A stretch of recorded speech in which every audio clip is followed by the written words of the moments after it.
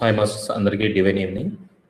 ప్రతిరోజు ఏ విధంగా అయితే మన యొక్క రామ్తా విజ్ఞానం పుస్తక పఠనాన్ని ప్రారంభించే ముందు ఒక 5 నిమిషాల పాటు మన యొక్క నుదుటి మీద ఐ యామ్ గాడ్ అనే ప్రాసెస్ చేస్తాం కదా! సో, ఈరోజు కూడా అలాగే కొనసాగిద్దాం. చక్కగా మీ నడుము, తల నిటారుగా ఉంచండి. రిలాక్స్ అవ్వండి. 3 సార్లు దీర్ఘ శ్వాస తీసుకున్నట్లయితే గనక ముక్కు ద్వారా నిదానంగా తీసుకొని నిదానంగా వదిలినట్లయితే ఒక ప్రశాంతమైన స్థితికి చేరుకోగలుగుతాము.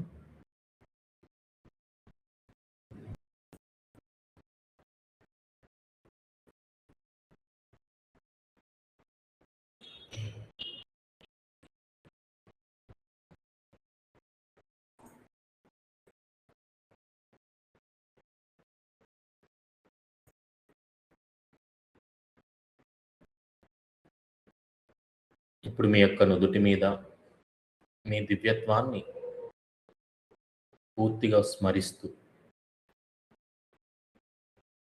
ఐ యామ్ గాడ్ మీ యొక్క నుదుటి మీద ప్రతి ఒక్క అక్షరాన్ని విజువలైజ్ చేస్తూ, దర్శిస్తూ మీ అంతరంలో ఉన్న దివ్యత్వాన్ని మీ నుదుటి మీద భావన చేస్తూ ఫోకస్ మెడిటేషన్ చేద్దాము. I am God. I A M G O D.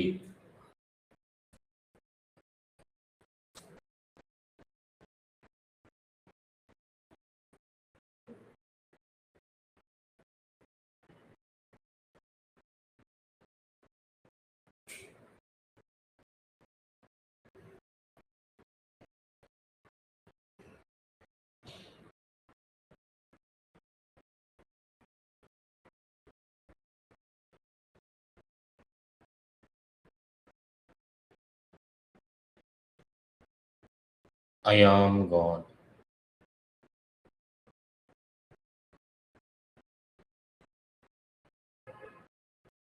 నేను దైవాన్ని.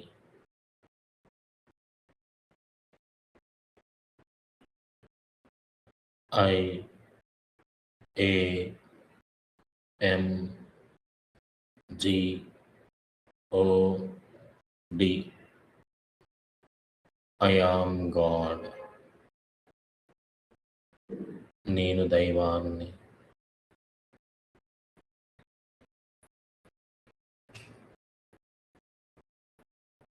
మీ యొక్క నుదుటి మీద ప్రతి ఒక్క అక్షరాన్ని, ప్రతి ఒక్క లెటర్‌ని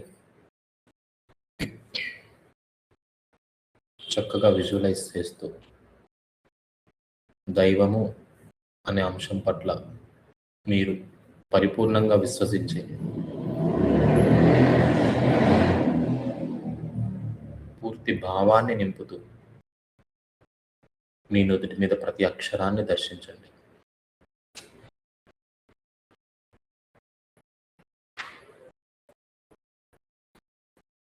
మీరే ఆ దైవము. మీ ఆలోచనే ఆ దైవము. మీ ఉనికి ఆ దైవం.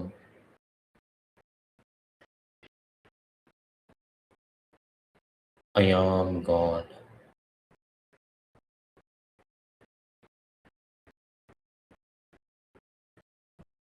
I A M G O D. I am God.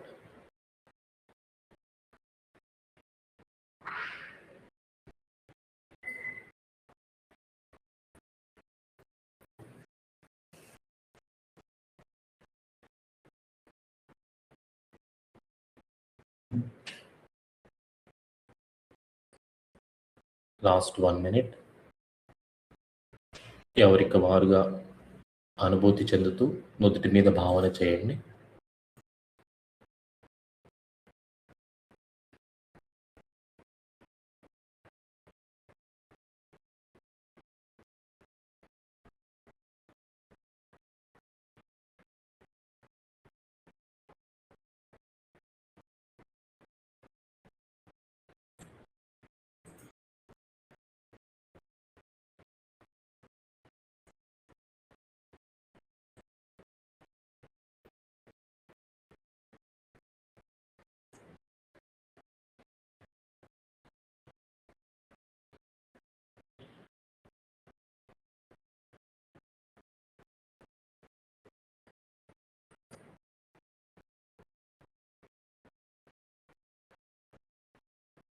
Okay masters. నిదానంగా కళ్ళు తెరవండి.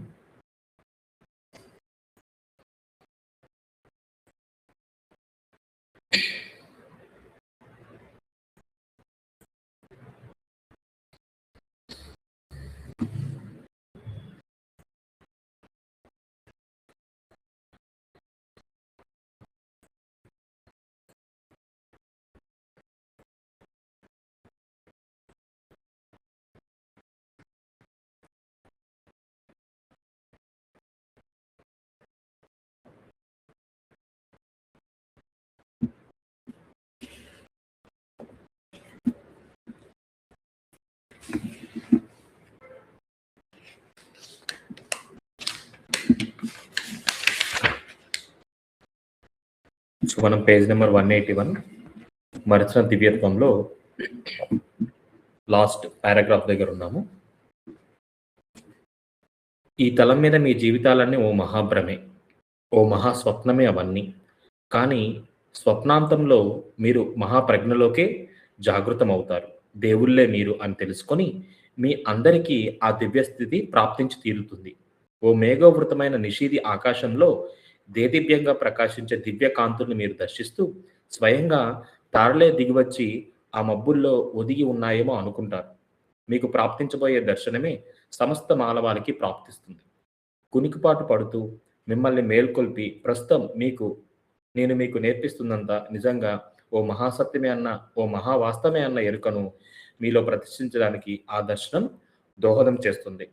అప్పుడు మాస్టర్ అంటున్నారు, దైవం నుంచి మనల్ని సంఘటితం చేస్తున్న విషయాల నుంచి మనం ఎలా విడిపోయామో తెలుసుకోవాలనుంది. అది ఎట్లా జరిగిందో చెప్తారా?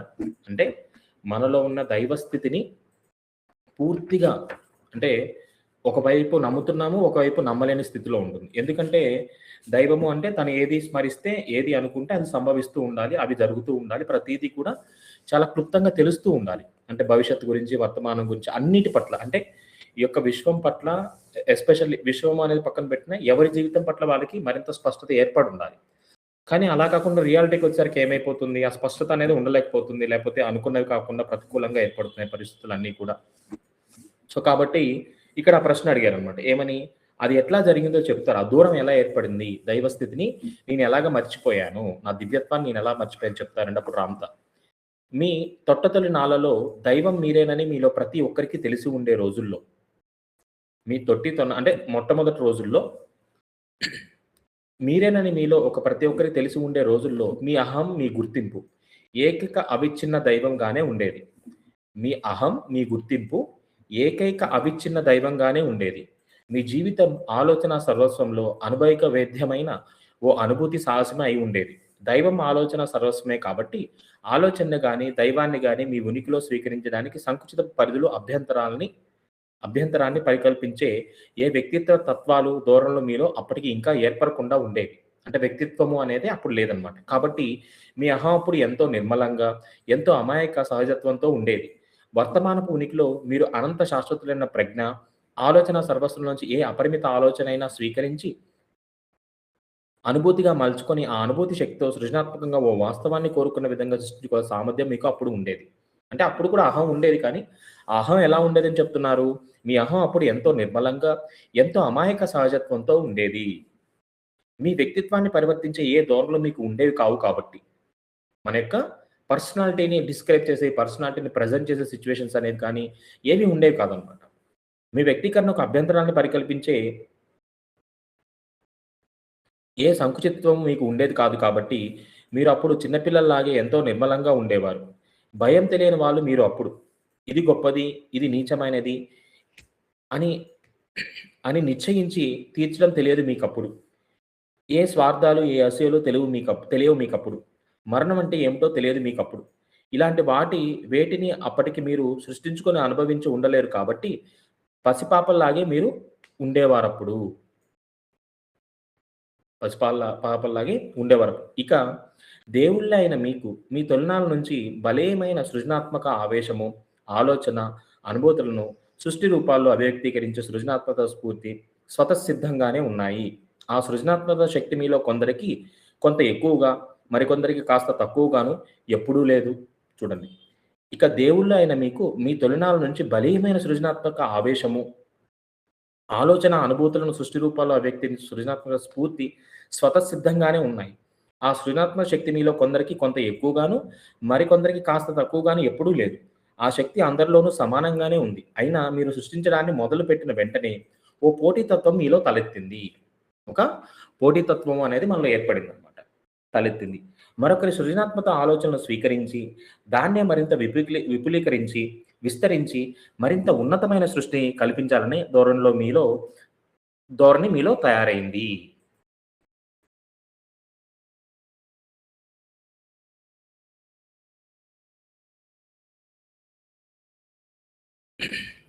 Sorry masters. మరొకరి సృజనాత్మక ఆలోచనలు స్వీకరించి, దాన్నే మరింత విపులీకరించి, విస్తరించి, మరింత ఉన్నతమైన సృష్టిని కల్పించాలనే ధోరణి మీలో తయారైంది. అంటే ఫర్ ఎగ్జాంపుల్ నేనొకటి కనిపెట్టాను. నా క్రియేటివిటీ థాట్స్ తోటి. మీరొకటి కనిపెట్టారు. నేను కనిపెట్టిన దానికంటే మీరు కనిపెట్టింది ఇంకా అద్భుతంగా ఉంది. నేనేమనుకున్నాను ఇంకొకటి ఇంకా బెటర్‌గా చేయాలి, ఇంకా బెటర్‌గా చేయాలి అని ఆ ధోరణి ఏర్పడిందన్నమాట. పోటీతత్వం అనేది ఏర్పడింది. దాన్ని కూడా మించి మెరుగైన ఆలోచన తయారవుతూ వచ్చింది మీలో. మీ భూతలం మీద ఇన్ని రకాల పువ్వులు ఎందుకున్నాయనుకుంటున్నారు మీరు? గులాబీ పువ్వు ఒక్కటే చాలు అనుకోని ఉండవచ్చు కదా మీరు. ఇంకెన్ని రకాల సీతాకోకచిలుకలు ఉండి ఉండొచ్చు ఈ భూమి మీద. ఇలా పోటీ పడే జాతి వాళ్ళగా దేవుళ్ళు ఎందుకు తయారయ్యారు? ఎందుకంటే తమ సృజనావేశంలో తమ సృష్టి మరొకరిని సృష్టి కంటే ఉన్నతంగా లేదేమనే సంశయం వాళ్ళలో మొదలెత్తసాగింది. కాబట్టి ఆ ప్రకారం యోచిస్తూ, తమ ఉనికిలో తాము అల్పులైపోయినట్లే భావిస్తూ, తమను తామే తక్కువ చేసుకోసాగారు. అంటే ఇక్కడ ఏమైపోయింది కంపారిజన్ అనేది స్టార్ట్ అయిపోయిందనమాట. తమ అల్పత్వ భావాన్ని అధిగమించడం కోసం మిగిలిన దేవుళ్ళ సృష్టికి మించిన ప్రతిసృష్టులను పరికల్పించసాగారు. ఎంతెంతగా దేవుళ్ళలో సృజనాత్మక స్వార్థ సంక్షోభాలు చెలరేగుతూ వచ్చాయో, అంతంతగా వాళ్ళలో వర్ధమానపు పరిపూర్ణతత్వ స్థితి కన్నా తక్కువ స్థాయిలోనే తాము ఉన్నామన్న ఆత్మాన్యూనత భావం కూడా సర్వులు సమానులైన దివ్యత్వ భావం నుంచి దూరమైపోతున్న అనుభూతి కూడా ప్రవృద్ధం కాసాగింది. అంటే ఏమైపోయింది అప్పటి వరకు అందరూ సమానమైన స్థితిలో ఉన్నప్పటికి కూడా ఈ వ్యత్యాసము అంటే కంపారిజన్ ఇవన్నీ జరిగే క్రమంలో ఏమైపోయింది మెల్లమెల్లగా ఈ యొక్క దూరం అయిపోయిందనమాట. అందరూ ఒకటే అనే దాని నుంచి వాళ్ళకి ఎక్కువ తెలివితేటలున్నాయి. వాళ్ళు బాగా క్రియేషన్ చేయగలుగుతున్నారు. నాకంటే ఎక్కువ శక్తులున్నాయి. ఇటువంటి ధోరణి దైవ స్థితిలో ఏర్పడింది. మరో దానికన్నా మరింత గొప్పగా దేన్నైనా ఎంచి చూస్తున్నప్పటి నుంచే జీవితం నుంచి దూరమైపోతున్న భావన, అపరిపూర్ణత అనుభూతి ఏర్పడుతున్న విషయాన్ని మీరు గమనించండి. అయితే ఎక్కువ తక్కువ ఏవి ఎప్పుడూ లేవనన్న వాస్తవ జీవిత సత్యం. అంటే ఎక్కువ తక్కువ అనేది ఎక్కడా లేదు. అదే వాస్తవ జీవిత సత్యం. ఈ ఉనికి వర్తమానంలో అన్నీ సహజంగా అమరి సమానంగానే ఉంటున్నాయంతే. ఈ ఉన్నదున్నట్లుగా స్థితిలో సర్వస్వము సంపూర్ణమే. నిత్యస్థితే ఇది. వ్యక్తిత్వ ధోరణులు, తత్వాల వల్లే నిజ సత్యస్థితి పరిపూర్ణ ప్రామాణికతలో ఎక్కువ తక్కువలు ఎంపిక ఏర్పడుతున్నాయి. దైవం నుంచి మీ మహా ఎడబాటు మీరు మానవ దేహాన్ని ధరించినప్పటి నుండే సంభవించింది. దైవం నుంచి మీ మహా ఎడబాటు మీరు మానవ దేహాన్ని ధరించినప్పటి నుంచే సంభవించింది. అప్పటి వరకు కూడా లేదనమాట. దేహాన్ని పొందక ముందు అటువంటి స్థితి లేదు. ఎప్పుడైతే దేహాన్ని పొందేసరికి ఏమైపోయిందని కొద్దిగా ఎడబాటు అనేది కనిపించింది. ఈ ఎడబాటు ఏర్పడడానికి కూడా కారణాలు ఏంటంటే వైబ్రేషన్స్ అన్నమాట. అంటే ఆలోచన స్థాయిలో ఉన్నది పదార్థ స్థాయికి రావడానికి ఏవైతే మార్పు చెందే క్రమం ఉంటుందో, ఈ యొక్క కాల పరిమితులు ఏవైతే ఉన్నాయో, ఈ పరిమితులు అనుగుణంగానే ప్ర ప్ర సృష్టి జరుగుతూ ఉంటుంది కాబట్టి, ఆ క్రమంలో ఆ గ్యాప్ అనేది ఏర్పడింది. సరిగ్గా అంతకు క్రితం వరకు అప్పటికే అన్ని విషయాల నుంచి మీరు దూరం అయిపోయే ఉన్న మీ దివ్యత్వపు, మీ అనంత శాశ్వతత్వపు పరిపూర్ణ ప్రజ్ఞ మీకు ఉండేది. కానీ ఓ మానవ దేహంలోకి ఒదిగి భౌతిక ప్రపంచ పదార్థ ప్రాకృతిక వాస్తవాలను స్వీకరీకరణ ఉపక్రమించిన వెంటనే ఆ ధరించిన శరీరాన్ని నిలిపి ఉంచుకునే విశ్వ ప్రయత్నంలో ఆకలి, చలి, బ్రతుకు అనే పదార్థ ధర్మాల బంధంలో బలీయంగా మీరు చిక్కుకుపోయారు. సర్వైవల్ మోడ్‌లో మనం స్టక్ అయిపోయామన్నమాట. ఇప్పుడు కూడా అంతే కదా! కుటుంబము, పెళ్లి, పిల్లలు, లేకపోతే సమాజము, ఇట్లాగా ఉద్యోగము, వ్యాపారము ఇలా ఎన్నో అంశాల్లో మనం ఉన్నాం. స్వేచ్ఛ ఎక్కడ ఉంది అంటే, స్వేచ్ఛ అనేది ఎంచుకోవడానికి ఇది స్వేచ్ఛ అని అంటే పూర్తి జీవితం స్వేచ్ఛతో నిండి ఉన్నా, దానికి మళ్ళీ సమయాన్ని ఎంచుకోవాల్సిన పరిస్థితికి ఏర్పడిపోయింది. ఎందుకంటే ఇవన్నీ ఏంటి? మన సర్వైవల్ థింగ్స్. చేయకపోతే ఎలాగా? ముందుకెళ్ళకపోతే ఎలాగా? సంపాదించకపోతే ఎలాగా? ఇల్లు లేకపోతే ఎలాగా? ఇలాగ వీటన్ని అంటే ఇవి ఉండకూడదని కాదు. కాకపోతే వీటి మీద ఎక్కువగా దృష్టి పెట్టడం వల్ల మన దివ్యత్వాన్ని మనం మర్చిపోయామన్న అంశాన్ని ఇక్కడ చెప్తున్నారు. బలీయంగా మీరు చిక్కుపోయారు. చిరకాలం మనగలిగే తీరు ప్రణాళికలో పరినిర్మింపబడిన సృష్టింపబడిన జీవ పదార్థంతో పూర్తిగా పెనవేసుకుపోయి అప్పుడు ఉన్నారు మీరు. స్థిర నిర్మాత పదార్థ యంత్ర వ్యవస్థకు అనంత శాశ్వత మహాపురుషునికి జరిగిన పరిణయం మీ ఉనికి అహపు స్వరూపస్థితి. మీ ఉనికి అహపు స్వరూపస్థితి నీ ఎంతగానో మార్చివేసింది. జ్ఞానవృక్షం సృష్టి పరివర్తిత అహపు సృష్టే అప్పుడే సంభవించింది. మీ ఆత్మలో ప్రతిష్ఠింపబడిన మీ శరీర కణాంతర్భాగపు జన్యువుల్లో నిక్షిప్తం చేయబడిన ఈ తలం మీద మీ భయ, స్వార్థ, అసూయ తత్వాల అనుభవాలే మీ దివ్యత్వాన్ని, శాశ్వతత్వాన్ని, జీవిత సర్వస్వంతో మీ ఏకత్వాన్ని, మీ అహం తత్వాన్ని మరింతగా మార్చివేశాయి. ఏం మార్చివేశాయి అంటే, ఈ దేహంలోకి వచ్చిన తర్వాత నేను జీవించాలి అని ఆకలి, నిద్ర, లేకపోతే గూడు, ఇలాగ ఒక అంశం కాదు, ఎన్నో అంశాలు. దాంతో పాటు ఎక్కువగా ఎదగాలి, ఎక్కువగా సంపాదించాలి, ఎక్కువ ఆరోగ్యంతో ఉండాలి, ఇంకా బలంగా ఉండాలి, అది చేయాలి, ఇది చేయాలి, ఇంత అందంగా ఉండాలి, అంత అందంగా ఉండాలి. సో ఎన్నో కోరికలు, ఎన్నో అంశాలు. ఈ అంశాల మీద ఎక్కువ దృష్టి పెడుతూ మనం దేన్ని మర్చిపోయాము అంటే, మన యొక్క దివ్యత్వాన్ని మర్చిపోయాము అని చెప్తున్నారు. అప్పుడు మాస్టర్, తాము శాశ్వతమే అన్న మహా జ్ఞానాన్ని పరిపూర్ణంగా పొంది ఉన్న దేవుళ్ళు తాము మరణించాక తప్పదు అని అనుకునే స్థితికి ఎలా దిగజారో ఇప్పటికీ అర్థం కావడం లేదు. మరణం అన్నదాన్ని ఆ దేవుళ్ళు ఎలా గుర్తించారో చెబుతారా అంతకంటే ముందు? మరి దైవం సరిపోదు కదా! మనం చూస్తే ఎన్నో దేవీ దేవతల ఫోటోస్ ఉంటాయి. ప్రతి దేవీ దేవత ఫోటోలు అన్నిట్లో కూడా చక్కగా నిండుగా ఆ యొక్క యవ్వన ప్రాయంలో మంచిగా ఒక తేజస్సుతోటి, ఒక మంచి వెలుగుతోటి ఆ ఫోటోలన్నీ ఉంటాయి. ఎందుకని అలా ఉన్నాయి అంటే, వాళ్ళెప్పుడూ నిత్య నూతనంగానే ఉంటారు. నిత్య యవ్వనంగానే ఉంటారనమాట. కానీ మానవుడు ఏమైపోయి మరి ఆ దైవస్థితి నుంచి వృద్ధాప్యం వైపుగా వెళ్తూ మరణం వైపు అది ముందు చెప్పండి నాకు అని అడుగుతున్నారు. అప్పుడు రామ్‌తా అంటున్నారు, మార్పు చెందుతూ ఉండే జీవ వ్యవస్థ క్రమాన్ని మీరు మరణం అంటున్న దాన్ని తాము సృజించిన తొలి సృష్టాంశాల నుంచే దేవుళ్ళు గ్రహించారు. ఎక్కడి నుంచి? వాళ్ళేవైతే క్రియేషన్ చేశారో, సృజించిన అంటే వాళ్ళు చేసిన క్రియేషన్‌లో ఆ సృష్టి అంశాల నుంచే దేవుళ్ళు గ్రహించారు. ఏది? స్టార్టింగ్ నుంచే జరిగిందనమాట. ఇక్కడ సృష్టింపబడి ఉన్న జీవిత అంశాలన్నీ మిగిలిన జీవిత అంశాలను ఆహారంగా స్వీకరించే విధంగానే రూపకల్పన చేయబడ్డాయి. ఎలాంటి పదార్థంతో ఆ జీవిత అంశాలు సృష్టింపబడి ఉన్నాయో అటువంటి పదార్థాన్ని అవి జీవించి ఉన్న కోసం ఆహారంగా స్వీకరించక తప్పదు. ఆహార చక్రం, ఫుడ్ సైకిల్ అని మీరు ఉపయోగిస్తున్న మాట దీన్ని గురించే. కాబట్టి ఈ విధంగా మొక్కలు కొందరు దేవులు సృష్టించిన జంతువులకు ఆహారంగా తయారయ్యాయి. అంటే ఇప్పుడు సపోజ్ నేనొకటి తయారు చేస్తే, నా దానికంటే ది బెస్ట్ తయారు చేయాలంటే దీనికంటే బెస్ట్ క్వాలిటీస్ ఉండాలి. ఈ బెస్ట్ క్వాలిటీస్ ఉండే క్రమంలో దీన్ని వినియోగించుకొని ఇంకా క్రియేటివిటీ పెరిగిందనమాట. సో క్రియేటివిటీ పెరిగే క్రమంలో ఆహారం అనే ఒక అంశం పెట్టాం కాబట్టి, ఆహారం అనే అంశాన్ని దీనికి మెర్జ్ చేసాం. ఏది? కింద ఉన్నదానికి. అలా క్రమంలో ఏం జరిగింది? ఆ జంతువులు ఈ మొక్కల్ని నమిలి మృంగేస్తూ ఉన్నప్పుడు, ఆ మొక్కలను సృష్టించిన దేవుళ్ళు తమ సృజనలు తమ కళ్ళ ముందే తుడిచిపెట్టుకుపోతూ రూపాంతరం చెందుతూ మరో శక్తి రూపాన్ని దాల్చడాన్ని గమనించి దిగ్భ్రమతో నిశ్చేష్టులై పోసాగారు. అంటే నిరాశకి ఇదైపోయారు. అదే నేను ఇంత క్రియేటివిటీగా తయారు చేస్తే చక్కగా ఒక జంతువు వచ్చిందో, ఒక ఆవు వచ్చిందో, ఒక గేదె వచ్చిందో, ఏదో వచ్చేసి చక్కగా దాన్ని తినేసింది. నా క్రియేటివిటీ అంతా తన స్వరూపంలోకి మారిపోయింది కదా అనే ఆలోచన వచ్చేసి ఒక నిరాశ తత్వానికి. మొక్కల్ని ఆహారంగా స్వీకరిస్తున్న జంతువుల్ని భోజనంగా స్వీకరించే మరికొన్ని కొత్త జంతువులు మరికొందరు దేవుళ్ళు సృష్టించారు. అంటే ఈ మొక్కల్ని ఏవైతే మేకలు తిన్న మేకల్ని పులో, సింహమో, లేకపోతే ఇంకో అడవి జంతువో, ఇంకోటేదో క్రూర మృగం ఏదైతే ఉంటుందో వాటిని ఇవి తింటున్నాయి. ఆహారాన్ని స్వీకరించే పద్ధతిలో సర్వ జీవరాశులు సృష్టి ఈ తలం మీద ఇలాగే కొనసాగింది. ఆ క్రియేషన్ అనేది అలాగే జరిగింది. సామర్థ్యపు పోటీలో కొనసాగడం కోసం దేవుళ్ళు ఎంచుకున్న ఓ పద్ధతి ఇది. పోటీతత్వంలో ఎంచుకున్న పద్ధతి ఇదనమాట. మీ సృష్టి మరొకరి సృష్టికి ఆహారమే జీర్ణమైపోతూ ఉండడం ఎంతో అవమానకరం కాదు మీకు? అవమానకరం కదు మీకు? మరణాన్ని గురించిన మరింత అవగాహన మానవ శరీర నిర్మాణాన్ని కల్పించి తీర్చిదిద్దు ఉన్న ప్రయత్నం సాగుతున్న తరుణంలో దేవుళ్లకు కలిగింది మాస్టర్. మానవ దేహాన్ని మహోన్నతంగా మార్చే ప్రయత్నంలో దైవాన్ని ఆ శరీరాల్లోకి స్వయంగా ప్రవేశించారు. మిగిలిన సృష్టి సర్వస్వంలోకి తమ అంశాలని ప్రవేశపెట్టినట్లే దేవుళ్ళు సృష్టించుకున్న మానవతరం మొదట్లో అంతా చురుగ్గా ఉండేవి కావు కాబట్టి జంతువులకు అతి సులభంగా ఆహారం అయిపోతూ ఉండేవి. అంటే స్టార్టింగ్‌లో ఎలా అంటే మనం ఉన్నటువంటి ఒక డీప్ ఫారెస్ట్‌లోకి మనం వెళ్ళాం అనుకోండి ఫస్ట్ ఆఫ్ ఆల్. వెళ్ళగానే ఏమైపోతుంది అక్కడ పాము కుట్టడమో, లేకపోతే ఇంకోటో చీమ కుట్టడమో, ఇంకోటి కుట్టేది ఈ శరీరానికి ఏదో ఒక జబ్బు వస్తుంది. ఎందుకంటే అక్కడున్న సర్వైవల్ సిస్టమ్ ఏదైతే ఉందో దాన్ని మనం ఇంకా అలవాటు చేసుకోలేదు. సో ఈ క్రమంలో ఏమైపోయింది, అక్కడ ఏదో విషసర్పం అనేది కరిస్తే ఈ శరీరం దాన్ని ఇమ్యూన్ సిస్టమ్ అప్పుడు ఇంకా డెవలప్ చేయలేదన్నమాట. అంటే ఈ శరీరము అనేది ఒక్కసారిగా కాకుండా పరిస్థితులకు అనుకూలంగా మార్పు చెందుతూ అప్‌గ్రేడ్ అయిందన్నమాట.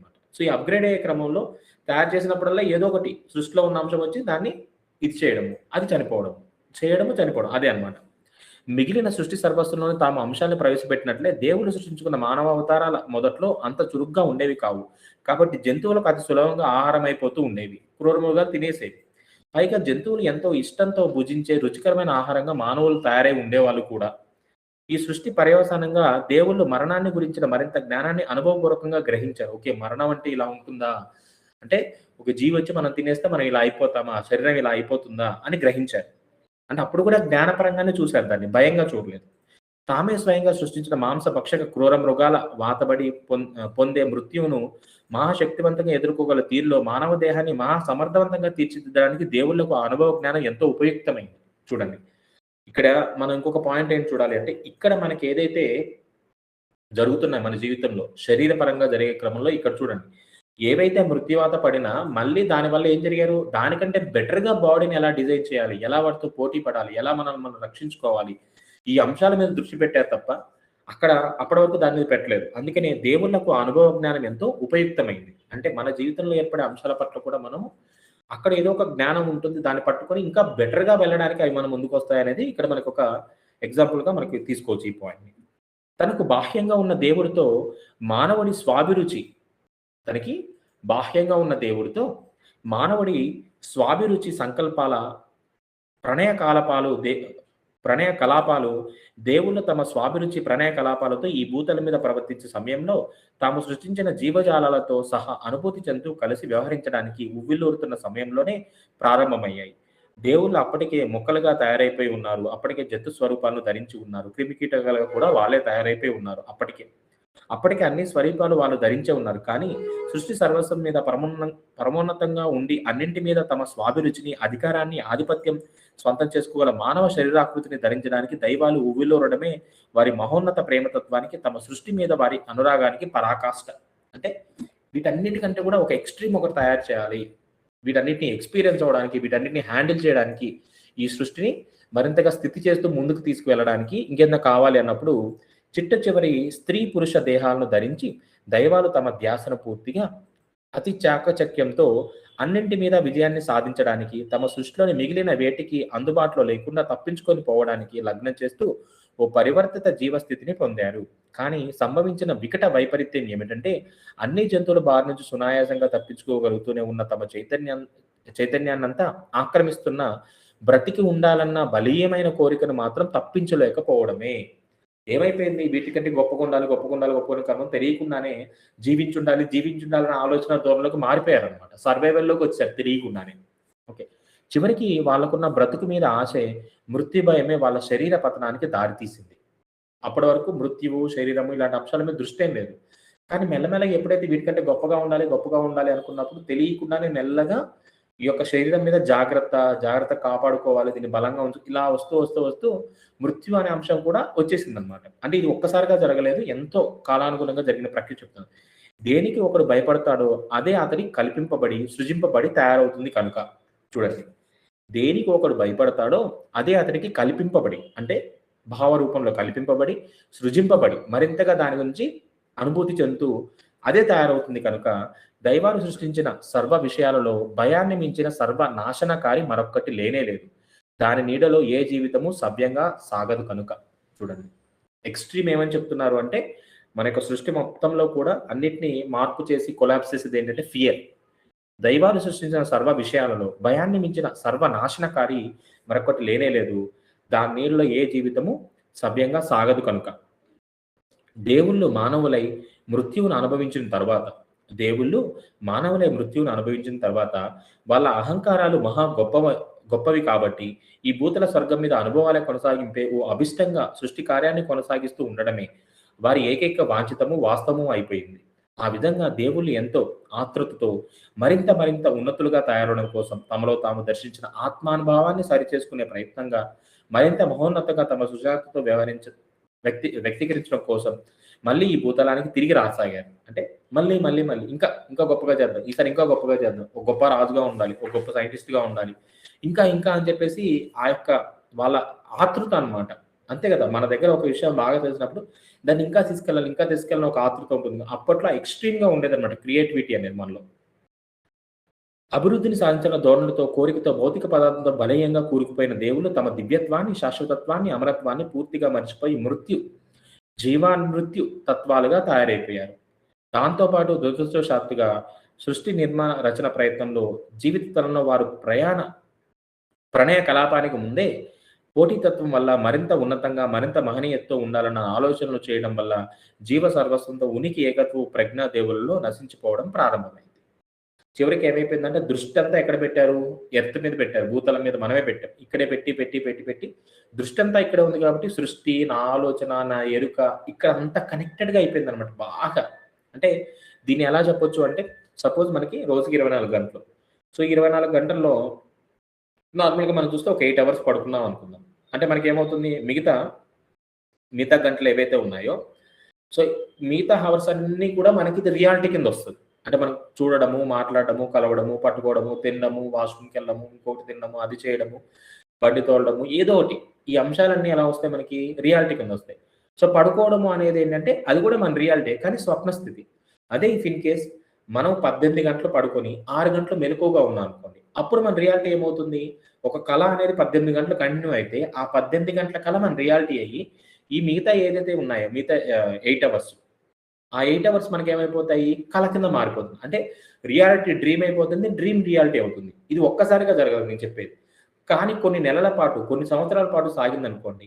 సో, ఏమవుతుంది 2 షిఫ్ట్ అయిపోతాయన్నమాట.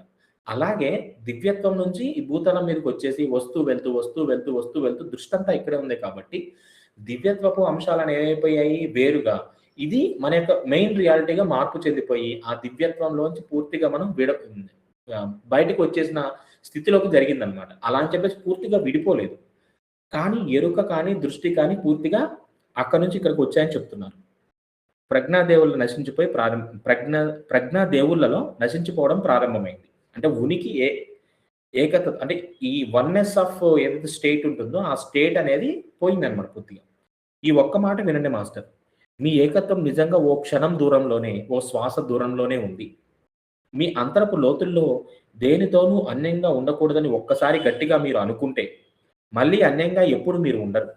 కేవలం మీ వ్యక్తిత్వపు తీరుతోనే, మీ సంకుచిత సంకల్పంతోనే, మార్పు చెందిన మీ గుర్తింపుతోనే ఆలోచన సర్వస్వంలోంచి మీరు విడిపోయారు. మళ్ళీ ఆ సంకల్పం విస్తృతంలోకి దాని తీరునియించే ప్రయత్నాన్ని విడిచిపెట్టి తిరిగి వచ్చిన తక్షణం మీరు ఎప్పటికీ దారి తప్పిపోరు. దాని నుంచి దూరం అయిపోరు. అప్పటి నుంచి ఓ జ్యోతిగా మీరు తయారై దివ్యత్వంలోకి పునః ప్రవేశిస్తున్న తాధ్యాత్మం అవుతున్న వారికెందరికో మార్గదర్శకులవుతారు. చూడండి. కేవలం మనం వెళ్ళడమే కాదు, ఎందరికో మార్గదర్శకులవుతారు అని చెప్తున్నారు. అప్పుడు మాస్టర్ అంటున్నారు, మనమందరం వాస్తవంలో పరిపూర్ణమైనని, దైవాలేనని, శాశ్వతులని నాకు అర్థం అవుతూనే ఉంది. అయినా ఎంతో జాగ్రత్తగా నేను ఉండాలి అనే, నన్ను నేను కాపాడుకోవాలనే అభద్రతా భావం ఇంకా నాలో అప్పుడప్పుడు కలుగుతూనే ఉంటుంది. నా నిజతత్వ వ్యక్తీకరణ అడ్డు తగులుతున్ననిపిస్తున్న ఈ జాగ్రత్త నాకు అవసరం అనిపించే భ్రమను నేను ఎలా అధిగమించాలో చెబుతారా? అంతే కదా! యెస్. అవును. మనం నిజంగా దైవాలే కదా! మనం అన్నీ కరెక్ట్‌గా మనం అనుకుంటే నిజంగా ఆ స్థితికి వెళ్ళగలం అనేది మళ్ళీ ఈరోజు ఎలా ఉండాలి? ఏం తిందాము? ఎక్కడికెళ్దాము? అంటే ఒక తెలియని ప్రస్తుత పరిస్థితులు అంటే వ్యక్తిత్వపు అంశాల మీద మళ్ళీ సహజంగానే దృష్టి వెళ్తూ ఉంటుంది. దాంట్లో జాగ్రత్త అనే ఒక అంశం ఉంది గదా! దీన్ని నేను ఎలాగా భ్రమ నుంచి ఎలా బయటికి రావాలి? దాన్ని ఎలా అధిగమించాలో చెబుతారు అంటారు. అప్పుడు రామ్ గారు, ఆత్మరక్షణ కోసం జంతువుల శరీరాల్లో అద్భుతమైన యంత్రాంగాలు ఏర్పడి ఉన్నాయి అన్న విషయం మీకు తెలుసు మాస్టర్. ఆత్మరక్షణ కోసం జంతువుల శరీరాల్లో అద్భుతమైన యంత్రాంగాలు ఏర్పడి ఉన్నాయన్న విషయం మీకు కూడా తెలుసు మాస్టర్. అంటే తేలుకి విషము, పాముకి విషము, అలాగే ఒక్కొక్క జీవికి ఒక ప్రొటెక్షన్ చేసుకోవడానికి ఒక యంత్రాంగము అనేది ఉందని చెప్తున్నారు. అవి జీవిస్తూ అనుభవాలను పొందుతూ అభివృద్ధిని సాధించే తీరులోనే ఆ జీవ ప్రణాళిక ఆ జంతువుల కణజాలాల జన్యు వ్యవస్థలో నిక్షిప్తమై ఉన్నాయి. ఓ వారసత్వంగా ఆ జ్ఞానం జంతు సంతతిలో కొనసాగుతున్నట్లే ఈ ఆత్మరక్షణ సాంకేతికత మానవుడి జన్యు వ్యవస్థలో కూడా సహజంగానే పొందుపరచబడి కొనసాగుతూ ఉంది. అంటే వాటిలో ఎలా అయితే అవి ఉన్నాయో, ఈ జాగ్రత్త అనే అంశం ఏదైతే ఉందో, ఓ వారసత్వంగా ఆ జ్ఞానం జంతు సంతతిలో కొనసాగుతున్నట్లే ఈ ఆత్మరక్షణ, సెల్ఫ్ ప్రొటెక్షన్ ఓకే. మానవుడి జన్యు వ్యవస్థలో కూడా సహజంగానే పొందుపరచబడి కొనసాగుతుంది. కానీ మానవాళి ఏ రక్షణ కనిపించని నగ్నత్వ నగ్నత్వంతోనే జన్మిస్తోంది. కానీ మానవాళి ఏ రక్షణ కనిపించని నగ్నత్వంతో జన్మిస్తోంది. మానవుడికి కోరలు, కొమ్ములు లేవు. పరుగు వేగం లేదు. అవయవాలన్నీ అవలీలగా చురుకుగా ఉపయోగించుకునే లఘువము లేదు. అంటే ఉరికే ఇది కూడా లేదు. అంటే ఫాస్ట్‌గా. కనీసం చక్కటి వినికిడి శక్తి గాని, తీక్షణమైన కంటి చూపు సామర్థ్యం గాని లేవు. ఎంతో సున్నితంగా, నాజూకుగా, పొందికతో నింపబడిన శరీరంతో స్వయం ప్రపత్తిని, స్వావలంబనను సొంతం చేసుకొని, ఆత్మస్థైర్యాన్ని, జాగ్రత్తను, ఆత్మ ఏకాంతాన్ని, ఆత్మరక్షణ ఆయుధాలుగా సహజంగా పొంది మానవుడు ఉన్నాడు. అంటే జంతువుల్లాగా, వాటిలాగా, వీటిలాగా విషాన్ని అందించే అంశాలో, లేకపోతే ఇంకోటో, ఒక కుక్కల్లాగా ఎక్కడో ఉన్న వినికిడిని వినే అంశాలో, పాములాగా ఆ యొక్క చిన్న ఎక్కడో జరిగిన వైబ్రేషన్ కూడా రిసీవ్ చేసుకోవడం. అలాగా ఎక్స్‌ట్రీమ్ ఇవి కూడా లేవనమాట. ఎబిలిటీస్ కూడా లేవు. ఈ ఎక్స్‌ట్రీమ్ ఎబిలిటీస్ లేకుండా ఎలా ఉన్నాము? చాలా సింపుల్‌గా, ప్రశాంతంగా ఆత్మస్థైర్యాన్ని, జాగ్రత్తను, ఆత్మ ఏకాంతాన్ని ఆత్మరక్షణ ఆయుధాలుగా సహజంగా పొంది మానవుడు ఉన్నాడు. ఇలా ఉండకపోయి ఉంటే మహాప్రజ్ఞ, మహాపరిణామ, మహా సృజనాత్మక భౌతిక నిజతత్వంలో ఇప్పుడు ఇలా మానవుడు ఉండగలిగి ఉండేవాడే కాదు. అంటే ఇలాగా సింపుల్‌గా లేకపోతే ఉండేవాడే కాదు. ఇక్కడ ఇప్పుడున్న మిగిలిన యావన్మందిలాగే మీరు కూడా పదార్థ సాంద్రతతో జీవితాన్ని అనుభవించాలనే సంకల్పంతో మీ తేజ శరీరపు మహా స్వేచ్ఛను సైతం వదులుకోవడాన్ని ఎంచుకొని సిద్ధపడినప్పుడు తలం మీద తలం మీది వ్యక్తీకరణ ఓ నియమిత విధి అయి ఉన్న శరీరపు జన్యు ప్రేరిత సహజావహనగా తత్వంలో మహాబలీయంగా పెనవేసుకుపోయారు. కాబట్టి మనిషిగా ఉండడం అంటే భయంతో నిండి మంద మనస్తత్వంతో అన్నింటినీ అనుమానిస్తూ అతి జాగ్రత్తగా ఉండడం అనే ఇదొక గొప్ప సత్యం. చూడండి.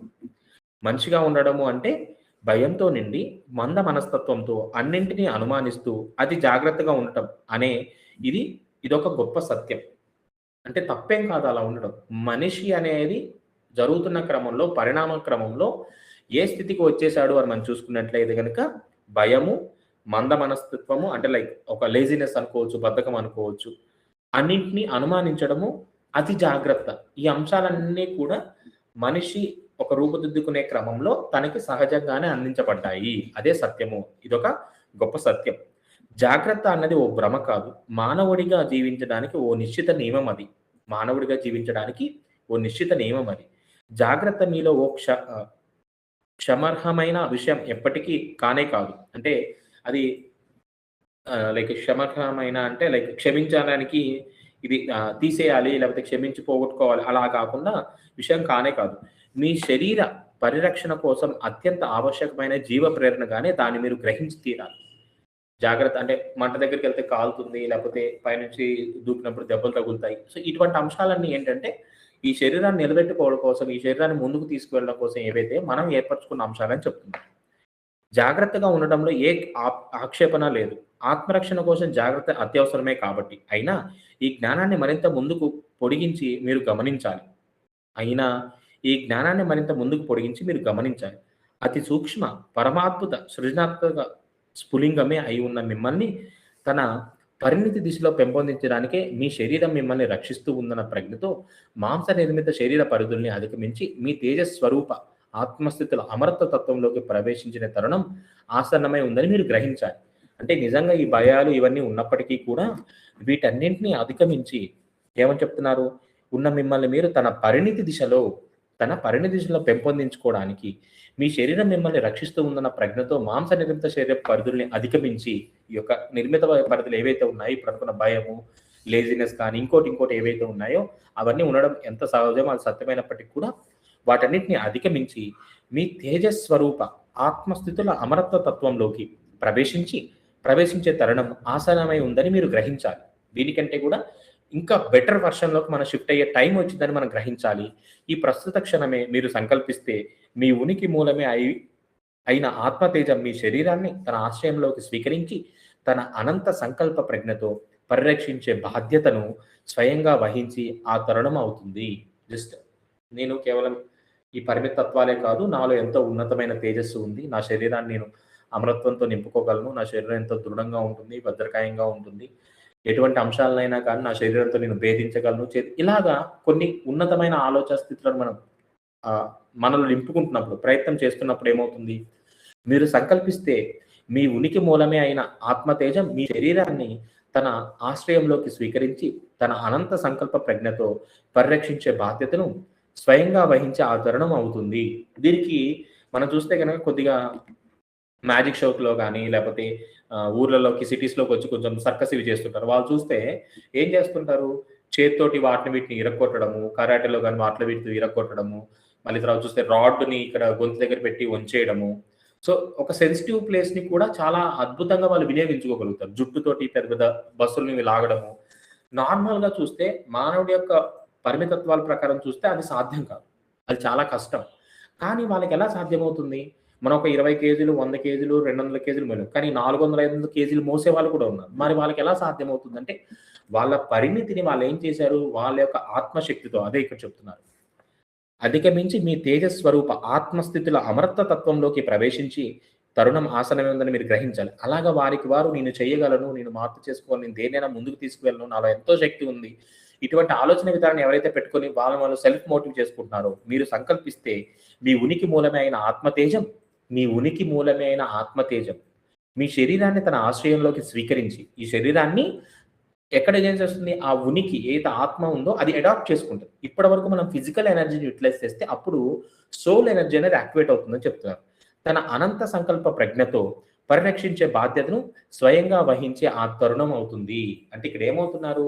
మీ సోల్ ఎనర్జీని యాక్టివేట్ చేసుకోండి. మీ సోల్ ఎనర్జీతో కనెక్ట్ అవ్వండి. మీ ఆత్మశక్తితో మీరు మెర్జ్ అవ్వండి అని చెప్తున్నారు.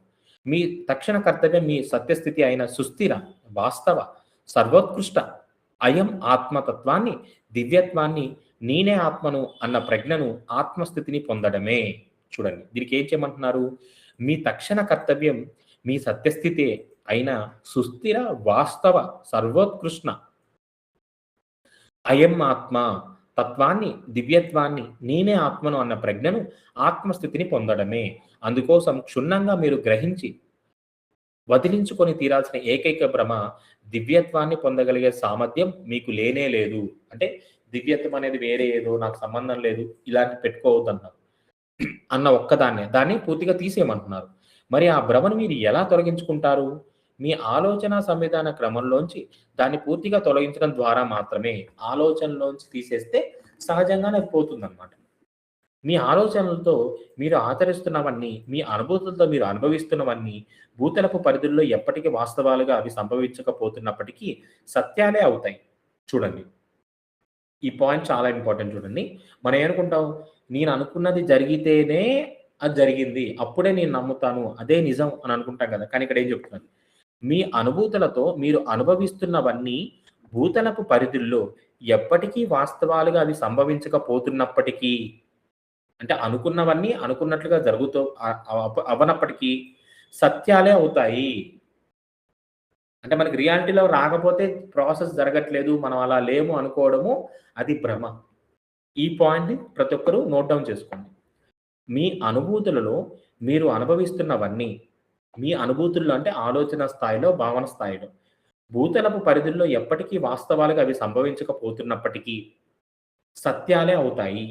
మీరు దైవమే అన్న ఆలోచనను, నేను ఆత్మను అన్న తత్వాన్ని స్వీకరించారంటే అప్పటికి ఆ స్థితి మీకు ప్రాప్తించి ఉన్నట్లే. అంటే వీటిని పెట్టుకొని మనం వాటిని ఇంప్లిమెంట్ చేస్తే అవి కూడా వస్తాయి. అవి కూడా సంభవిస్తాయి ఈ తలంలోనే. కానీ దాన్ని పరిపూర్ణంగా మనం విశ్వసించి కొనసాగించగలగాలి. మీ నిజతత్వాన్నే ప్రేమించండి మాస్టర్. ఆత్మ ప్రేమికులే కండి మీరు.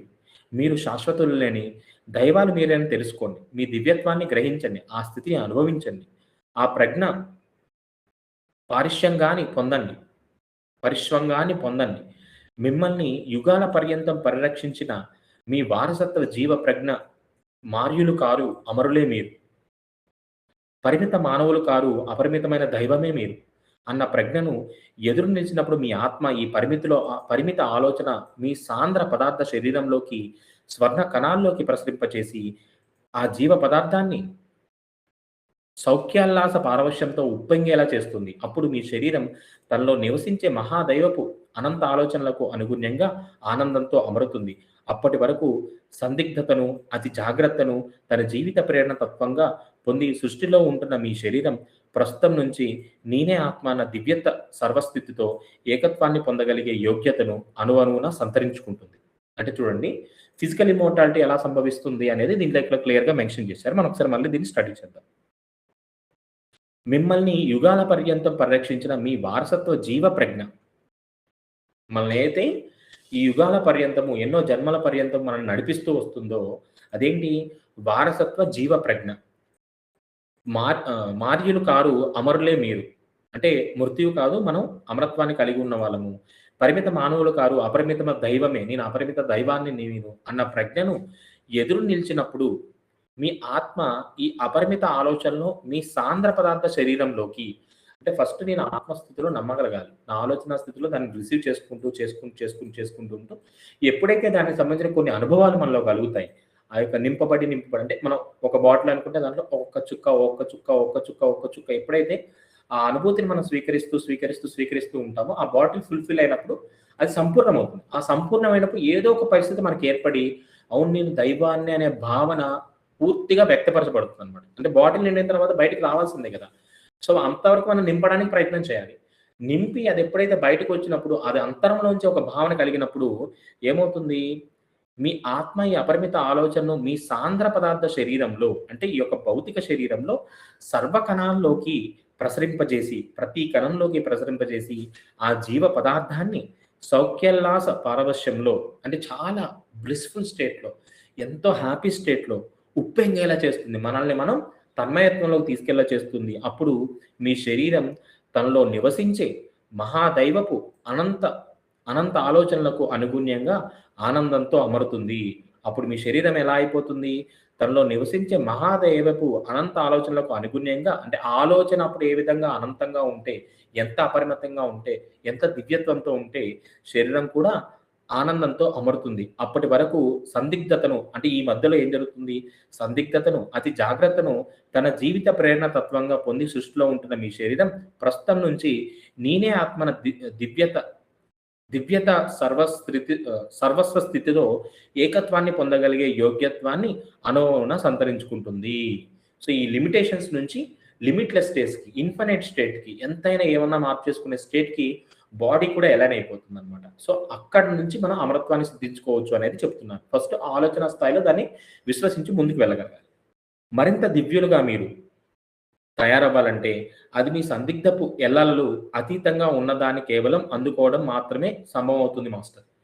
అంటే మరింత దివ్యత్వాన్ని మనం నింపుకోవాలి అంటే, అది మీ సందిగ్ధపు అంటే ఈ లిమిటెడ్‌గా ఏంటి ఇలా ఉంది, అలా ఉంది, ఇలాంటి ఎల్లలు ఏవైతే లిమిటేషన్స్ ఉన్నాయో, అతీతంగా ఉన్నదాన్ని కేవలం అందుకోవడం మాత్రమే సంభవం అవుతుంది మాస్టర్.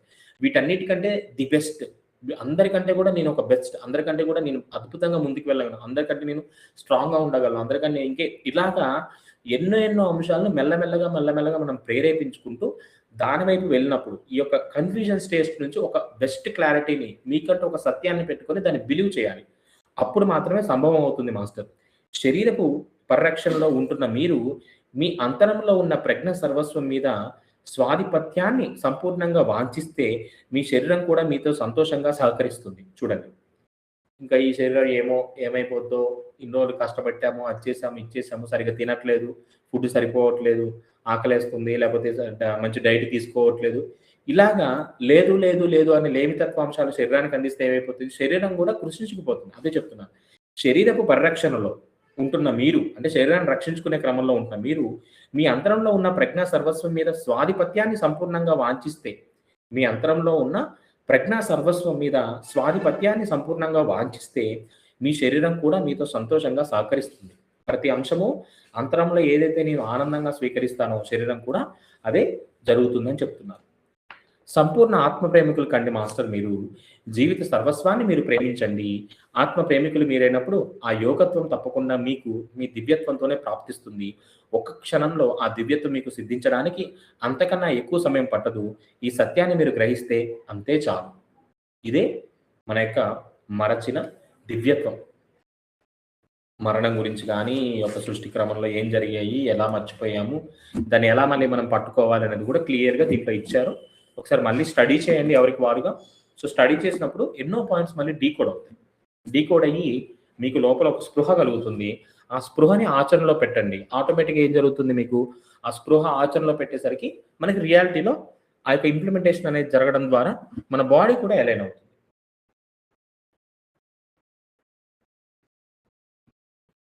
Yes master.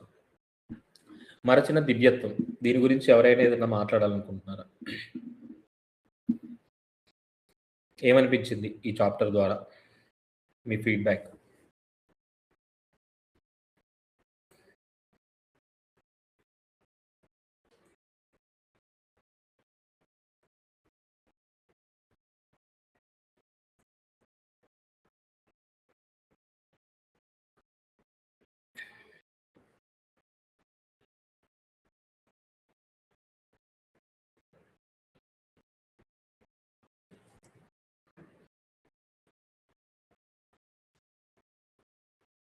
ఎన్నో అద్భుతమైన పాయింట్స్ ఉన్నాయి. వాటిని మీరు జస్ట్ ఫోకస్ చేసి మంచిగా ఒక ప్రశాంతంగా ఉండి, నిదానంగా చదువుతూ ఉంటే అద్భుతంగా మీ కాన్షియస్ లెవెల్స్ షిఫ్ట్ అవుతాయి. ఆ షిఫ్ట్ అవుతున్నప్పుడే మీకెంతో జ్ఞానము మీకు డౌన్‌లోడ్ అయిపోద్దనమాట. ఇవన్నీ మనకేం అర్థం అవుతాయిలే అనుకుంటాను గానీ, జస్ట్ దృష్టి పెడితే మీకు తెలియకుండానే మీలో ఒక దివ్యత్వ స్థితి అనేది మిమ్మల్ని ముందుకు తీసుకువెళ్ళిపోతుంది. మన ప్రయత్నం స్వల్పంగా ఉంటే చాలు. దీని తర్వాత అవకాశం ఉంటే నెక్స్ట్ మేకింగ్ కాంటాక్ట్ ఒక ఉందనమాట. సో, దైవము మన పట్ల ఎంత ప్రేమను కలిగి ఉంటుంది అనేది. అది ఇంగ్లీష్‌లో ఉంది. కుదిరితే అది గూడా చెప్పాలనుంది. చూస్తాను. దీని తర్వాత సిట్యుయేషన్ బట్టి దాన్ని ప్లాన్ చేసుకొని, సో, అది ఇంగ్లీష్ బుక్. సో, దాన్ని గూడా ప్లాన్ చేద్దాం. తెలుగులో ఎక్స్‌ప్లెయిన్ చేస్తూ వెళ్ళడానికి ప్రయత్నం చేద్దాం. Making contact. మన పట్ల ఆ దైవ స్థితికి, తండ్రికి ఎంత ప్రేమ ఉంది అనేది దాంట్లో అద్భుతంగా వివరిస్తూ, వర్ణిస్తూ ఉంటారనమాట రామ్‌తా మనకి దాంట్లో. మరిచిన దివ్యత్వాన్ని పూర్తి చేసుకున్నాము. ఇప్పుడు పేజ్ నంబర్ 189 189 కాన్సెప్ట్ వచ్చేసి మనకి చాప్టర్ పునర్జన్మ. దివ్యత్వాన్ని ఆత్మ నేనే అన్న తత్వాన్ని అనుభవించడానికి మళ్ళీ మీరు తిరిగి వచ్చారు. ఆత్మ నేనే అన్న తత్వమే అన్ని తత్వాలను, అన్ని అనుభూతులను ఆలోచన ఆవరణలో భ్రమర సర్వస్వాన్ని ఆవరించి ఉంటూ ఉన్న దైవం. పూర్ణ పూర్ణ పునర్జన్మలో దివ్యత్వాన్ని ఆత్మనేనే అన్న తత్వాన్ని అనుభవించడానికి మళ్ళీ మీరు తిరిగి వచ్చారు. ఆత్మనేనే అన్న తత్వమే అన్ని తత్వాలను, అన్ని అనుభూతులను ఆలోచనావరణలో భ్రమల సర్వస్వాన్ని ఆవరించి ఉంటూ ఉన్న దైవము. అంటే ఏదైతే సోల్ స్టేట్ ఉంటుందో, సో, ఆ సోల్ స్టేట్ అనేది ఈ యొక్క ప్రయాణానికి మూలము అని చెప్తున్నారు. ఇప్పుడు మాస్టర్ ప్రత్యేకించి ఏ ప్రశ్నను అడగాలని రాలేదు నేనిక్కడికి. ఒక మాస్టర్ అంటున్నారనమాట. ఏదో ఒక ఈ పర్పస్ మీద క్వెషన్స్ అడగడానికి రాలేదిక్కడికి. ఎవరి కోసం ఏ విషయాలు మీరు బోధిస్తున్నా అందరికీ అవి ఉపయోగపడతాయని అనిపిస్తుంది నాకు. ఎవరి కోసం ఏం చెప్తున్నా కానీ అవి అందరికి ఉపయోగపడతాయి అని అనిపిస్తుంది నాకు. రామ్‌తా అవును. అవి అలాగే ఉంటాయి మాస్టర్. కానీ అతి సాధారణమైన 2 ప్రశ్నలు మిమ్మల్ని అడగాలని అనిపిస్తుంది నాకు. ఈ భూతలాన్ని వదిలిపెట్టిన తర్వాత మనం ఇంతకంటే ఉత్తమ లోకాలకు వెళ్తామని మీరు అన్నారు కదా! రామ్‌తా అవును.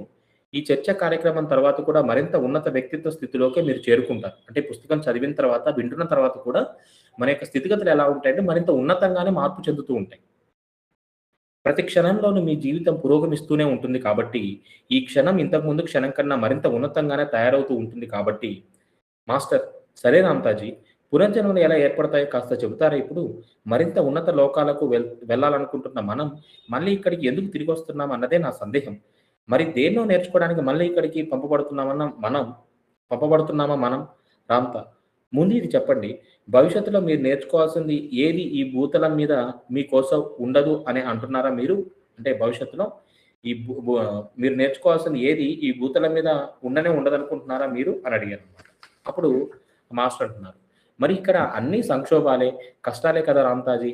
ఎన్ని బాధల్ని, దుఃఖాన్ని భరించాలి ఈ భూమి మీద. అన్ని కష్టాలను మనమే అనుభవిస్తూ ఉండకపోయినా, మన చుట్టూ ఎప్పుడూ కనిపిస్తూనే ఉండేది అదే కదా! అన్ని బాధలకు ఈ భూమి ఆలవాలంగానే ఉంటున్నట్లే ఉంటుంది. సమీప భవిష్యత్తులో ఇది మరింత గొప్పగా తయారవుతుందని ఊహించడం కూడా కష్టమే కదా! అంటే చూడండి. అంటే సరే నా జీవితం లేకపోయినా గానీ బయటికెళ్ళి చూస్తే అదే నిరుపేదలు, అది ఇది రోగము, అది ఇది ఇలాగ ఎన్నో ఇబ్బందులు, కష్టము ఇలాగ ఎన్నో కనిపిస్తూ ఉన్నాయి. మరి వీటిని అన్నిటిని మార్పు చేద్దాము, లేకపోతే వీటన్నిటిలో గొప్పగా ఈ జీవితం మారిపోతుంది అంటే నా జీవితం అంటే ఈ యొక్క భూమి మీద పరిస్థితులు మారిపోతాయంటే నమ్మడానికి కష్టమే ఉంది కదా! అంటున్నారు. అప్పుడు రామ్‌తో అన్నారు. ఈ భూమి మీద అనుభవించబడి అనుభవింపబడిన చివరి బాధ తిండి దొరక్క కృషించుకుపోవడమే మాస్టర్. ఈ భూమి మీద అనుభవింపబడిన చివరి బాధ తిండి దొరక్క కృషించుకుపోవడమే మాస్టర్.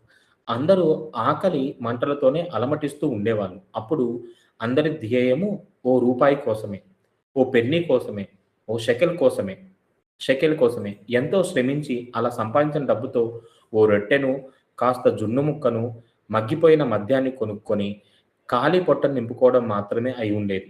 మరి ఇప్పటి మనుషులు ఎలా ఉన్నారో చూడండి. ఒంటిలోని కొవ్వును తగ్గించుకోవడానికే అందరూ సతమతమైపోతున్నారు. ఇప్పుడు అందరూ చక్కగా పోషింపబడి బాగా ఒళ్ళు బలిసి ఉంటున్న సమయంలో హఠాత్తుగా ఎక్కడినుంచో ఎవడో ఊడిపడి "ఛీ! ఛీ! ఛీ! ఇదేం సౌందర్యం" అంటాడు. శుభం. కాబట్టి ఇప్పుడు అందరూ పస్తులుండి కడుపులు మార్చుకొని సన్నబడిపోవడానికి నానా యాతనలు పడుతున్నారు. ఆహా! ఆహా! జీవితం ఓ సాహసం కాక మరేమిటి?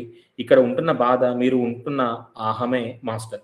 మీరు అంటున్న అహమే మాస్టర్. చూడండి ఒకప్పుడేమో ఎలా ఉండేది ఈ భూమి మీద పరిస్థితి అంటే తిండి దొరక్క ఆ తిండి కోసం ఎంతో కష్టపడి ఆ వచ్చిన దానితోటి ఏదో రొట్టె ముక్కో అక్కడ దొరికిందేదో కొనుక్కొని అప్పుడు మద్యం తాగే అలవాటు ఉంటే మద్యం తాగుతూ అలాగా ఆ ఖాళీ పొట్టలో ఏదో ఒకటి యేసుకునేవాళ్ళు.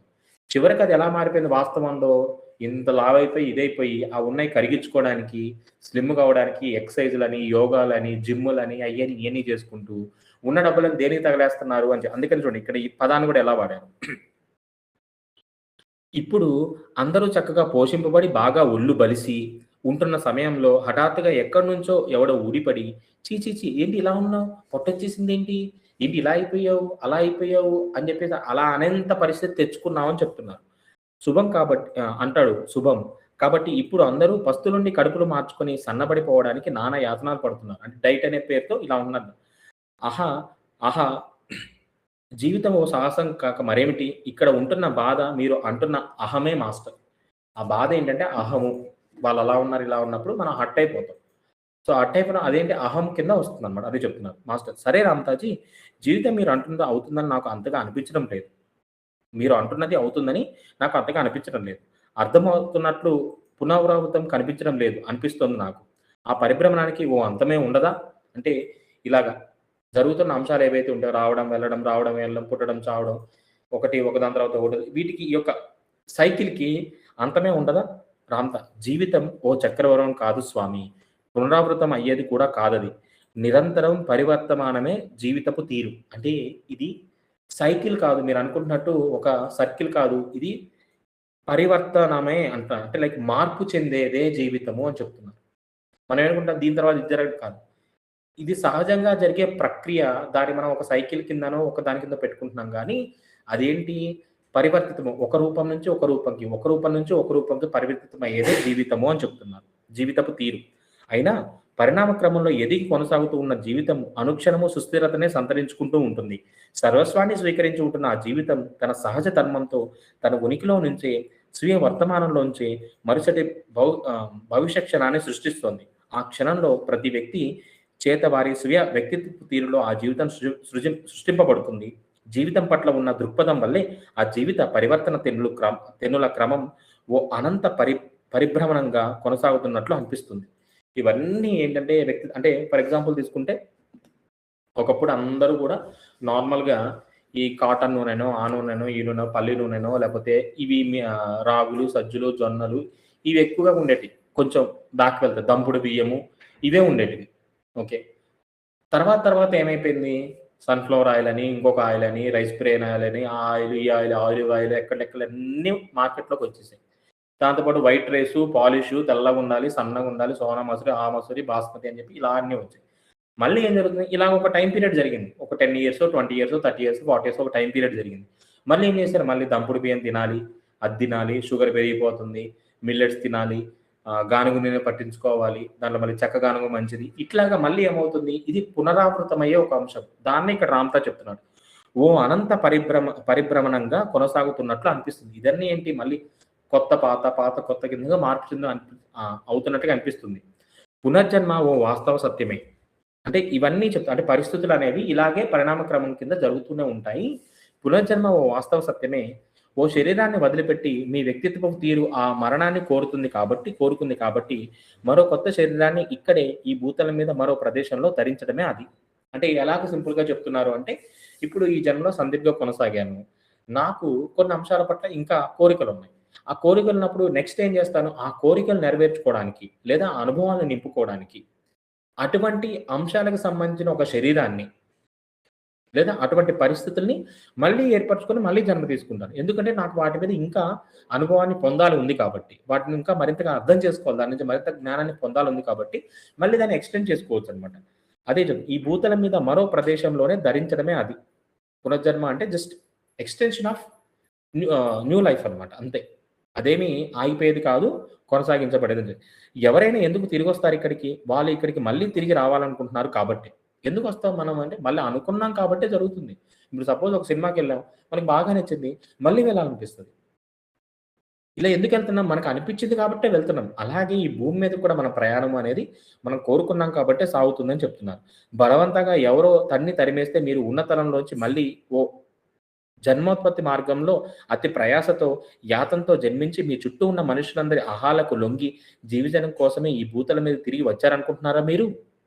అంటే ఎవరు తరిమేస్తేనో ఆ తల్లి గర్భంలో ఉండి ఆ 9 నెలలు భయపడుతూ అదుంటూ, ఇదుంటూ ఎక్కడున్నామో తెలియక ఆ చీకట్లో బయటకొచ్చే క్రమంలో ఎంతో నొప్పిని భరిస్తూ, ఆ బయటకొచ్చిన తర్వాత అందరి యొక్క అంశాలన్నిటిని కూడా స్వీకరిస్తూ తల్లిదండ్రులు చెప్పేవి, కుటుంబము, టీచర్లు, సోషల్ సిట్యుయేషన్స్ వీటన్నిటిని పరిమితిలో ఉండిపోయి వాటిని భారంగా తీసుకుంటూ జీవించడానికే మనం ఇక్కడికొచ్చింది. అందుకే మీరు ఈ భూమిని ఎంచుకున్నారు అంటున్నారు. బలవంతంగా మిమ్మల్ని ఇక్కడికి పంపించే శాసకులు ఎక్కడా ఎవ్వరూ లేరు. ఇక్కడున్న పరిస్థితులు ఏవైతే ఉన్నాయో, ఎందుకు పుట్టించారు దేవుడా ఇలా అని మనం అనుకుంటాం కదా! అలాంటి శాసకులు ఎవరూ లేరు మాస్టర్. మీ అభిష్టానికి విరుద్ధంగా మీ కర్మల్ని ఎప్పటికి ఎవరు చేయించలేరు. మీ కోరికలకి తగ్గట్టుగానే ఇక్కడ ప్రతిది జరుగుతుంది. కనుక మళ్ళీ ఈ ఇలాతలం మీద మరోసారి మీ వ్యక్తీకరణ వ్యవహారాన్ని సంకల్పించింది సాక్షాత్తు మీరే. మీ దైన్యాలకు దుర్దాశకు కారణభూతులని ఎవరైనా ఆరోపించి, నిందించాలి అనుకుంటే, మీరు మీ వంకే మీ కళ్ళలోకి చూసుకోవాల్సి వస్తుంది. అంటే ఇప్పుడున్న అంశాలకి మరొకరు కారణము అనుకుంటే, దానికి మీరేం చేయాలి? మీ అద్దంలోకెళ్ళి చూసుకోండి. ఆ కారణం ఎవరు అంటే మీరే అని చూసుకోవాల్సి ఉంటుంది. అందుకనే ఎంచి నిందించాలి అనుకుంటే, మీ వంకే మీ కళ్ళలోకే చూసుకోవాల్సి వస్తుంది. మీ శోభకు, మీ వ్యక్తిత్వ స్థితికి, మీ శోకమయ లేదా అద్భుత జీవనానికి పూర్తి బాధ్యత ఎప్పటికీ మీదే. ఈ సత్యాన్ని ఇప్పటికైనా మీరు గ్రహించి తీరాలి. Okay masters. సో, ఈ పేజ్ నంబర్ 199 ఇక్కడితోటి క్లోజ్ చేద్దాము. రేపు మళ్ళీ కంటిన్యూ చేద్దాము. పునర్జన్మ. ఆల్మోస్ట్ మనం ఎండ్‌కొచ్చాము. ఎవరినైనా మాట్లాడాలనుకుంటున్నారా?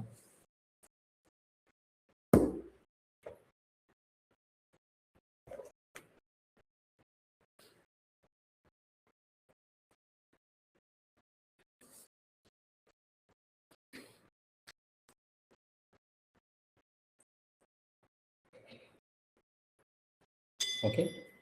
Thank you so much. ఇక్కడితో ఈ సెషన్ క్లోజ్ చేస్తున్నాను. యెస్ మాస్టర్ చెప్పండి. ఇప్పుడు పరిస్థితులు అప్పుడు రామ్‌తో ఎట్లా చెప్తాడు సార్? ఎప్పుడు పరిస్థితి? ఇప్పుడు మనం మళ్ళా రౌండ్‌గా అదే వస్తుందని చెప్తున్నారు గదా! అవునవును. అంటే ఇప్పుడు పరిస్థితులు అంటే రామ్‌తా ఉద్దేశంలో ఏంటంటే తను పూర్తిగా ఈ చైతన్యంలో విలీనం అయిపోయాడు. ఆ సర్వస్వంలో తను ఉండిపోయాడు. ఏకత్వ స్థితిలో ఉన్నప్పుడు ఏం జరిగిపోతుంది అంటే ఫర్ ఎగ్జాంపుల్ మీ కుటుంబంలో ఉండే వాళ్ళ ఆలోచన స్థితిగతులు ఎలా ఉంటాయి? వాళ్ళ యొక్క స్టెప్స్ ఎలా ఉంటాయి? అనేది పూర్తి అవగాహన మీకొచ్చిందనుకోండి. సో, వచ్చినప్పుడు రేపు చూడు వీళ్ళిలాగే జేస్తారు. ఒక అవగాహన మనలో సహజంగా ఏర్పడుతుంది గదా! అలాగే ఈ ప్రజ్ఞా తలంలో అంటే ఈ 3 స్థితుల తలంలో అంటే 1, 2, 3 అంటే ఈ భూతలంలో మానవుడి యొక్క ఆలోచనా విధానం ఎలా ఉంటుంది? మానవుడు ఎటువంటి పరిస్థితులను ఏర్పరుచుకుంటాడు అనేది తనకి ఎన్నో ఈ యొక్క తలాలు పెరుగుతున్న కొద్దీ ఏమవుతుందంటే ఇవి చిన్నగా అయిపోతాయన్నమాట. అంటే 10థ్ క్లాస్‌కెళ్ళిన తర్వాత ఫస్ట్ క్లాస్ సబ్జెక్ట్ మనకెలా అనిపిస్తది? చిన్నగా అనిపిస్తది. ఆ ఫస్ట్ క్లాస్ సబ్జెక్ట్ అనేది ఏ విధంగా ముందుకు తీసుకువెళ్ళాలి? ఎలా జరుగుతుంది? దీని తర్వాత మళ్ళీ స్టూడెంట్ ఏమవుతాడు? తనకు అర్థం కాకపోతే ఎలా ఎక్స్‌ప్లెయిన్ చేయాలి? ఈ ప్రాసెస్ అంతా మనకి ఈజీ అయిపోద్ది కదా! ఎప్పుడైతే ఈ ప్రజ్ఞాతలాలు పెరుగుతున్నప్పుడు 3-4, 5, 6, 7 ఇప్పుడు రామ్‌తా ఎక్కడి నుంచి మనకి సబ్జెక్ట్ గైడ్ చేస్తున్నారు? సప్తమ ప్రజ్ఞాతలం, 7వ ప్రజ్ఞాతలం నుంచి కాబట్టి. అంటే దైవ స్థితి ఏదైతే ఉందో ద హైయెస్ట్ ఫార్మ్ అన్నమాట. సో, ఈ హైయెస్ట్ ఫార్మ్‌లో ఉన్నప్పుడు ఇక్కడ జరిగే అంశాలన్నీ కూడా తనకి క్లియర్‌గా, స్పష్టంగా తనకి ముందుగానే తెలిసి ఉంటాయన్నమాట. సో, తెలిసి ఉంటాయి కాబట్టి ఈ యొక్క పూర్తి జ్ఞానం అనేది తను అందుకున్నాడు కాబట్టి, ఆ జ్ఞానం మీకు అందిస్తే అంటే మనకు అందిస్తే, ఆ అందుకున్న జ్ఞానాన్ని బట్టి మనం మరింత స్పష్టతతోటి ఈ జీవితాన్ని ఆనందమయంగా గడపొచ్చు. ఈ అప్ అండ్ డౌన్స్ లేకుండా ప్రతీది ముందుకు తీసుకువెళ్ళొచ్చు అని ఇదంతా గైడ్ చేస్తూ ఉంటారు Ramtha. Thank you master. Thank you. Thank you master. ఇంకా ఎవరికైనా ఏమైనా సందేహాలు ఉన్నాయి? ఓకే. Thank you.